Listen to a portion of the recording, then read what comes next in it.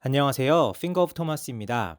오늘은 진화론이 사실이라면 객관적인 도덕이 존재할 수 없음을 알려드리고 싶어서 영상을 만들었습니다. 제목을 동성애가 괜찮다면 히틀러도 아무 잘못이 없다라고 지었는데요. 제목을 이렇게 지은 이유는 성경에서 죄라고 규정한 대표적인 두 가지 행위, 즉 동성애와 학살 중 동성애는 괜찮지만 학살은 안 된다고 주장하는 진화론자들 혹은 무신론자들의 주장이 왜 모순되는지를 설명하기 위해서입니다. 제가 이 영상의 제목을 지을 때 한 가지 다른 후보가 있었는데 그것은 한국인 진화론자들은 이완용을 존경해야 한다 였습니다. 저의 제목이 어떻던 저의 주장의 포인트는 만약 진화론이 사실이라면 혹은 무신론이 사실이라면 이 세상의 어떤 행동도 악할 수 없다입니다. 만약 제 주장을 반박하고 싶다면 진화론이 사실이라는 가정하에 왜 친일파가 잘못했으며 살인이 잘못되었고 강간을 하면 안 되는지 대량 학살이 왜 악한 일인지를 설명하셔야 합니다.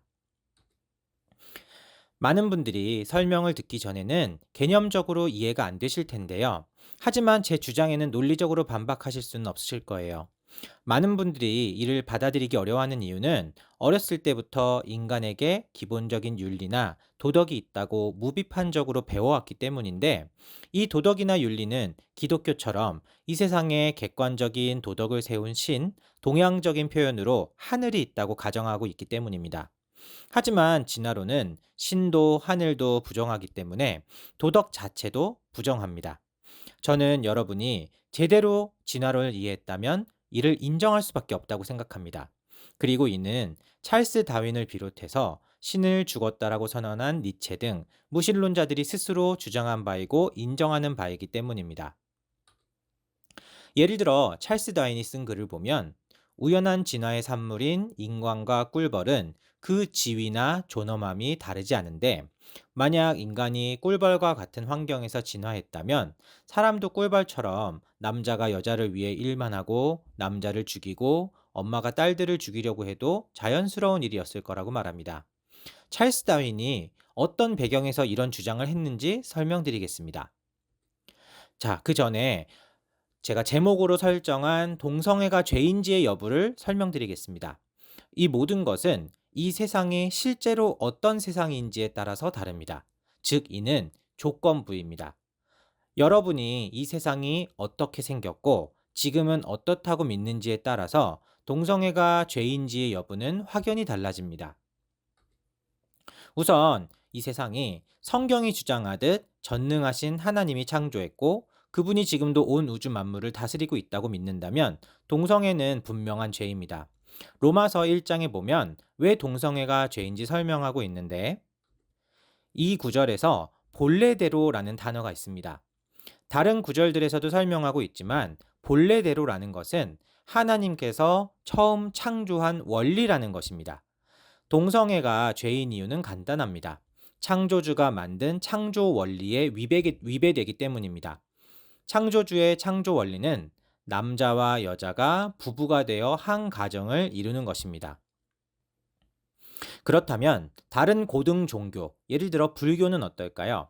인터넷에 보면 종교들이 예전부터 동성애를 어떻게 인식해 왔는지 쓴 글들이 있는데 대부분 친동성애 단체의 글들이며 당연히 동성애에 유리하게 왜곡해서 글을 씁니다.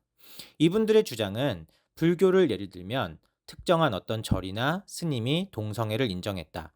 혹은 심지어 동성애에 대한 반대 구절이 불경에 없다. 라는 논리인데, 그런 논리라면 지금 기독교의 어떤 목사들도 동성애가 죄가 아니라고 주장하는 일부 사례들을 들어 기독교는 동성애를 죄로 인정하지 않는다고 말하는 것과 비슷합니다. 첫 번째로 고등 종교의 계율은 경전이 기준이지 특정한 사례나 특정한 인물에 의한 것이 아닙니다. 두 번째로 고대 사회에서 불교에게 동성애는 당연히 인정받지 못한 아예 언급의 가치가 없는 일이었기 때문이지 문제가 없기 때문에 언급이 없는 게 아닙니다. 그런 식이라면 불교에서는 50명의 남자와 50명의 여자가 관계하는 문제도 언급되지 않았기 때문에 그런 행위들도 괜찮다고 말해야 합니다.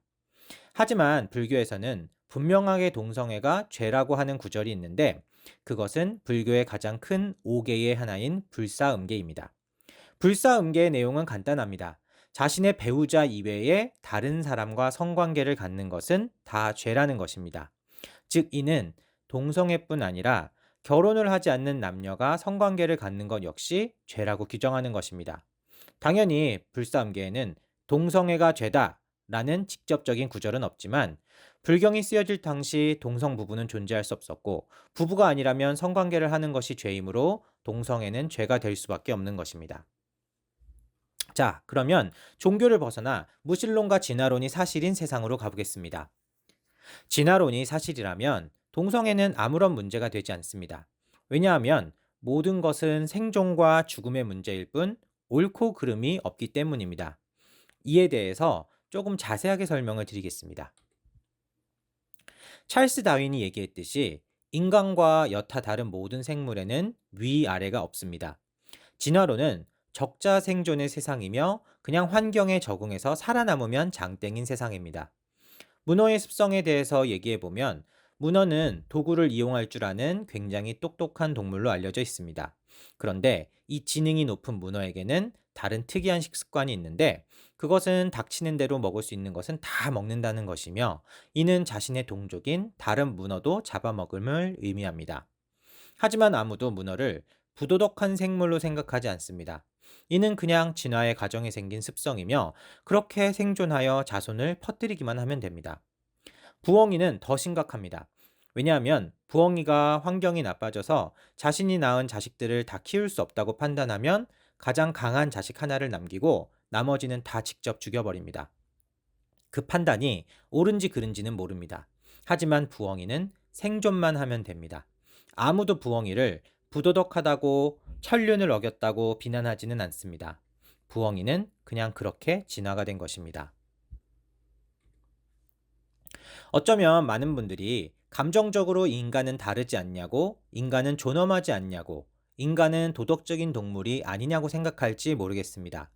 그것은 왜냐하면 여러분들이 이 세상을 여전히 진화가 사실이 아니라는 바탕에서 만든 도덕률을 적용시키고 있기 때문입니다. 진화가 사실이라면 박테리아나 인간이나 개미나 사자나 우월하거나 열등하지 않습니다. 그냥 각자 하나의 개체들에 불과하며 그 개체는 생존하냐 멸종하냐의 기로에만 서 있을 뿐입니다.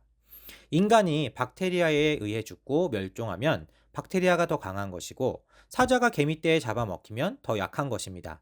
이를 약육강식이라고 하며 이 과정에서 도덕이란 존재하지 않습니다. 이건 만약 진화론이 사실이라면 그렇다는 것입니다. 이를 사람에게 적용시켜 보겠습니다. A라는 사람이 B라는 사람을 죽였습니다. 우리가 일반적으로 생각하는 도덕으로 A라는 사람은 비난받아야 하고 B라는 사람은 동정을 얻습니다. 하지만 진화론이 사실이라면 그 반대가 되어야 합니다. 왜냐하면 A는 여전히 생존해 있고 B는 죽어서 사라졌기 때문입니다. 그런데 A라는 사람은 경찰이 오자 자수하고 감옥에 가서 사형을 당합니다. 다른 살인자 C가 있었는데 이 사람은 경찰이 오자 그 경찰들도 모조리 죽여버리고 자신이 살인자인지 모르는 다른 나라로 도망가서 천수를 누리다가 자손을 많이 낳고 평안하게 죽습니다. 자, A와 C 중 누가 더 비난받아야 할 사람입니까? 또 A와 C 중 누가 더 존경받아야 합니까? 진화론에 의하면 당연히 C가 더 존경받아야 합니다. 왜죠? 생존했으니까요. 자, 친일파 윤덕영의 사진입니다.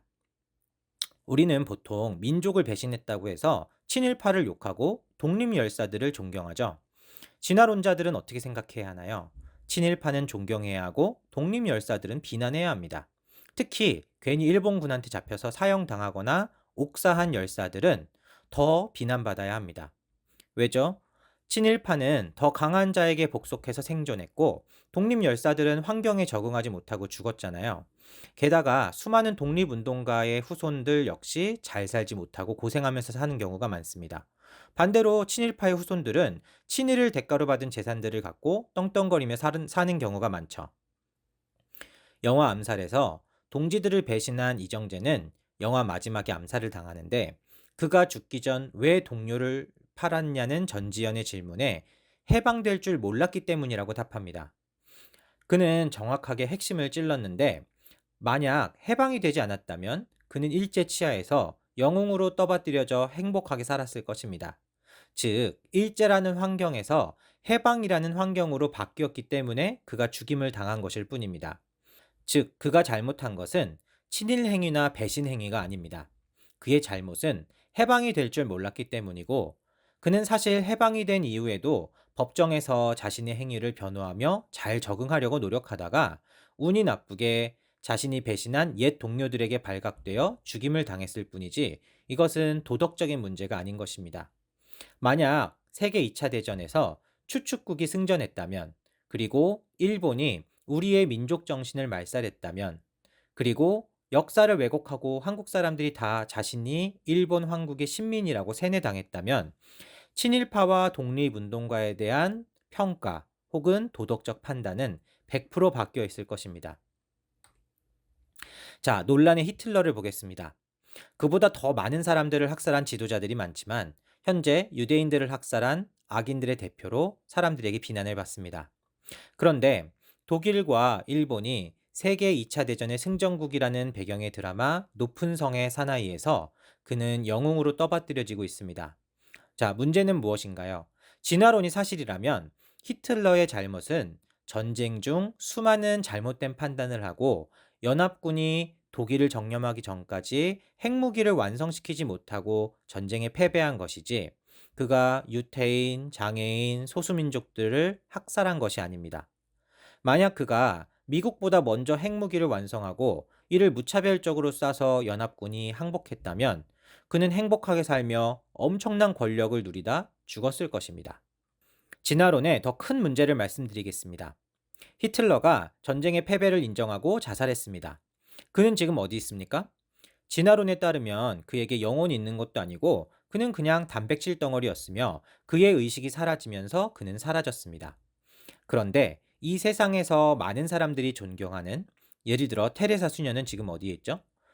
그분은 평생을 고통 속에서 고생하면서 가난한 사람들, 병자들과 함께 했는데, 진화론에 따르면 그에게 영혼이 있는 것도 아니고 히틀러와 마찬가지로 그냥 단백질 덩어리였으며 그녀의 의식이 사라지면서 그녀 역시 사라져 버렸습니다.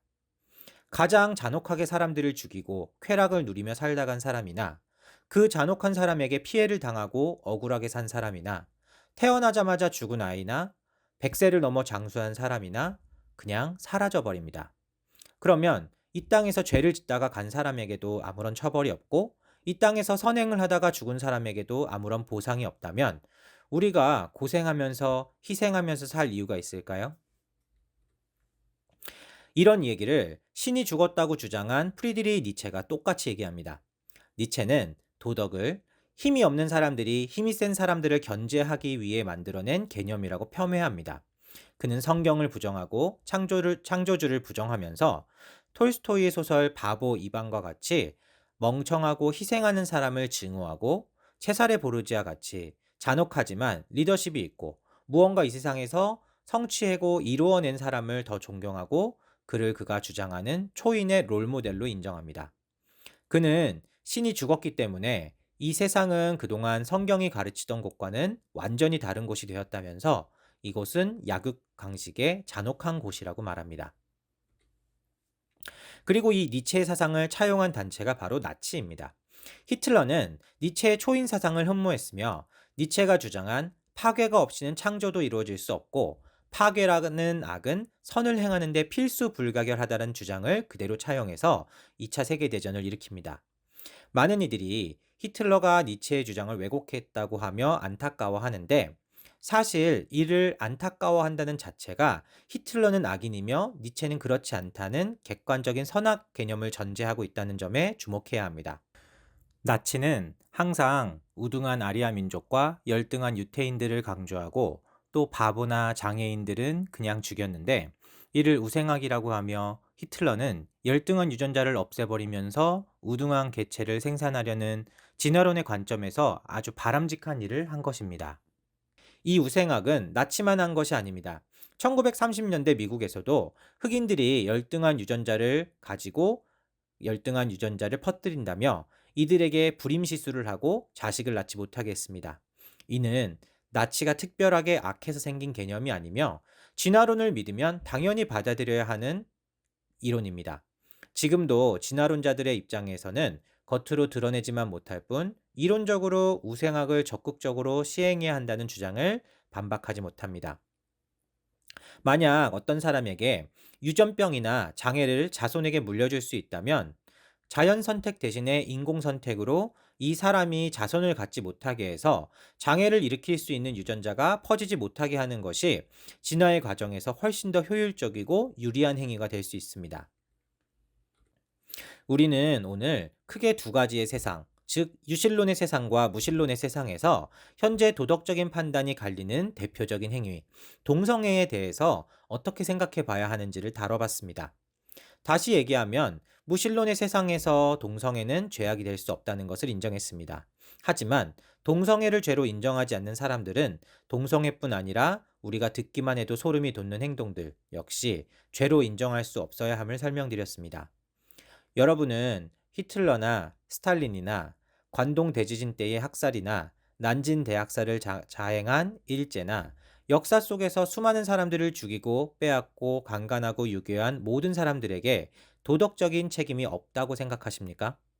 그것은 잘못된 행동이 아니라 단지 내가 싫어하는 행동이라고 생각하십니까? 여러분은 내가 좋아하는 쪽만 취사 선택할 수 없습니다. 여러분의 세계관이 어떤지에 따라서 둘 다 죄악이 되거나 둘 다 정상적인 행동이 되어야 합니다. 만약 여러분이 세계 2차 대전에서 추축국이 승리했건 연합군이 승리했건 관계없이 수백만을 잔인하게 학살한 히틀러는 객관적인 악을 저질렀음을 인정한다면 여러분은 사실은 진화론을 인정하지 않고 본능적으로 이 세상의 선과 악을 규정하신 하나님 혹은 적어도 어떠한 종류의 창조주를 인정하고 있는 것입니다. 감사합니다.